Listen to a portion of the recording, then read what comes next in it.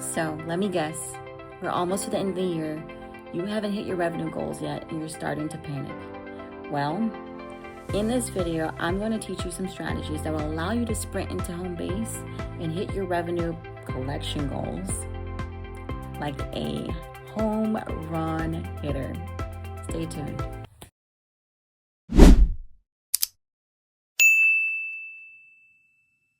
Dennis, listen up. There's only 2 months left in this year. And if you do not act now, you will be leaving hundreds and thousands of dollars on the table. Imagine for a moment that you could add $76,000 by acting right now, creating a strategy that's customized to your practice. I'm going to give you some examples. I'm going to give you a step-by-step guide to make sure you handle this like a pro that you are. The very first thing that I want you to consider is this. Are your hygienists actually allowing opportunities to walk out the door? And you're supervising it while it happens. When was the last time your hygienist did a bloody prophy and you said nothing? Are you missing opportunities to diagnose silence in adults? We now know that silence work just as good for adults as they do kids. Same with fluoride. So why are we allowing insurance to dictate that for our patients? I know for a fact I have silence and I sleep great at night, knowing my teeth are protected. Are your hygienists telling patients that they brush too hard when they see abfractions? Or are they educating them on grinding, malocclusion, night guards? When was the last time your hygienist sold an electronic toothbrush for $240? When was the last time they tacked on a water flosser and informed your patients that their HSA and FSA cover it? When was the last time that you heard your hygienist tell a patient that they could use ImiPaste or even Prevident? Be honest. In our world, we're so sick of rejection that we let patients leave without even knowing exactly what they actually could use to get back to oral health. And this is my ultimate favorite. You tell your team that you hate fillings, when in all actuality, 4 to 5 fillings is the equivalent of a crown without the lab fee. But your team is afraid to schedule it because you don't like it. And I know you're still watching The Cave, even though you could diagnose Curidon. Now, I'm not just here to make fun of you. I'm going to give you my top 6 things I would do if I was you right now to slide into home base and reach my revenue goals. The first thing you're not going to like, but you need to listen to it. You're going to add either a full day, if you don't work on Fridays or Mondays, a half day, or a Saturday half day. And your hygiene team is going to come in and they're going to be doing prophies, SRPs that you previously diagnosed. They could even close on Invisalign if the patient's already been scanned.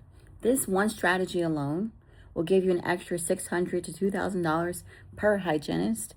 And if you have 19 working days per month, that's an extra $76K just right there.